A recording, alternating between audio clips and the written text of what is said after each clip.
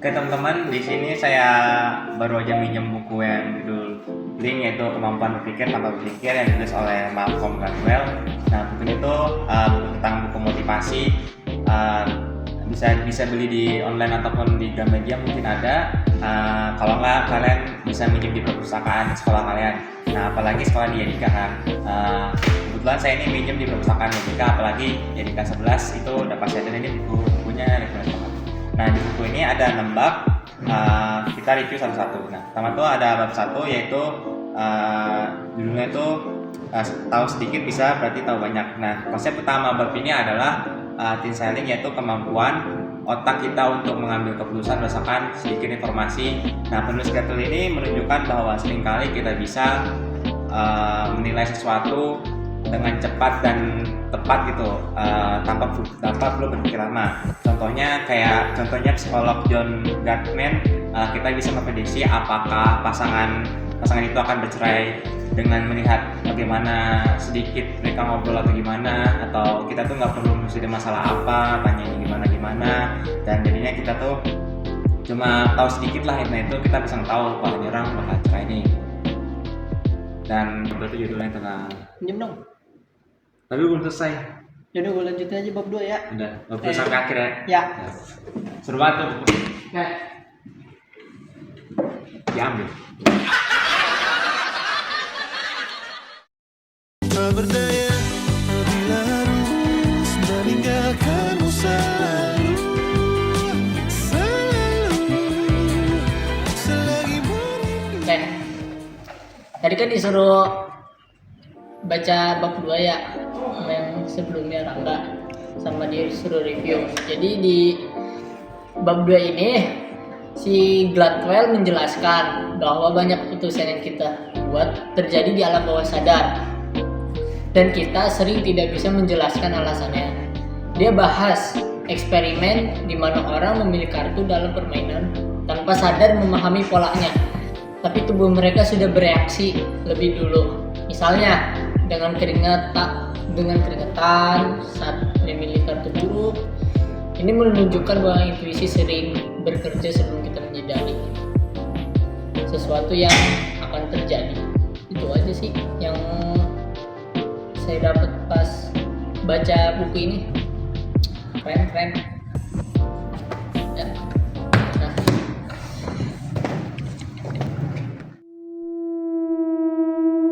Ditekuknya.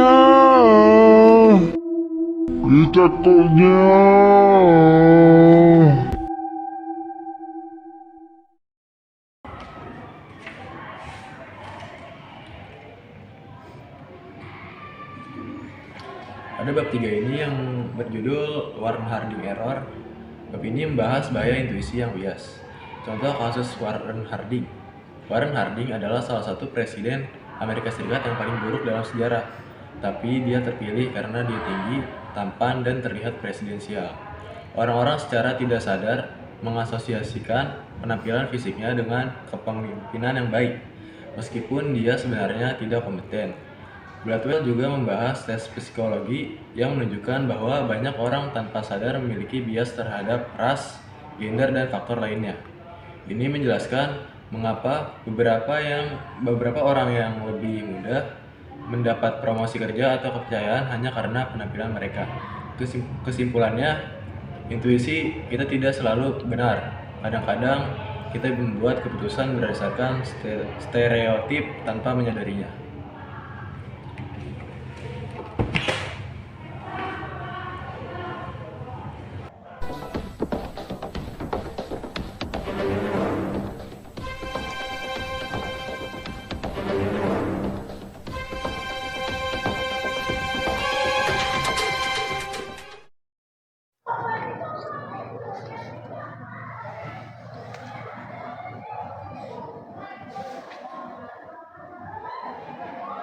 Jadi di bab 4-nya berjudul pengenalan besar Paul Van Ripper menciptakan struktur untuk spontanitas. Nah, ini tuh membahas bagaimana intuisi bisa lebih baik daripada analisis mendalam dalam situasi tertentu. Seperti Paul Van Ripper, seorang pensiunan jenderal marinir memenangkan latihan besar dalam melawan militer Amerika Serikat dengan mengandalkan intuisi dan keputusan cepat.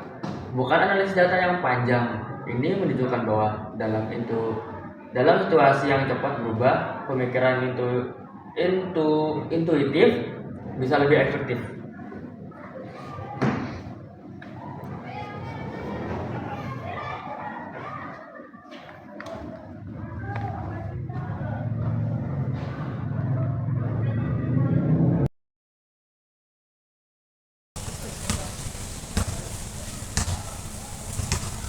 Jadi di bab kelima ini berjudul Dilema Kena. Nah, di bab ini tuh membahas bagaimana intuisi bisa gagal ketika bertabrakan dengan metode analisis tradisional. Jalto menceritakan kisah Kena, seorang musisi berbakat yang sangat disukai oleh kritikus dan musisi lain. Akan tetapi dia gagal karena skor surveinya sangat rendah. Ini menunjukkan bahwa terkadang terlalu banyak data atau pengujian bisa menyesatkan dan menghambatkan keputusan yang lebih baik.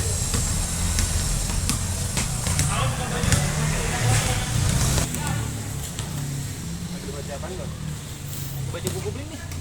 Pinjem. Boleh. Pinjem dulu ya. Ya. Gue bawa ke kelas ya. Oke. Jangan lupa dibalikin ntar ya, kampus. Ya, soalnya nanti gue balikin. Oke.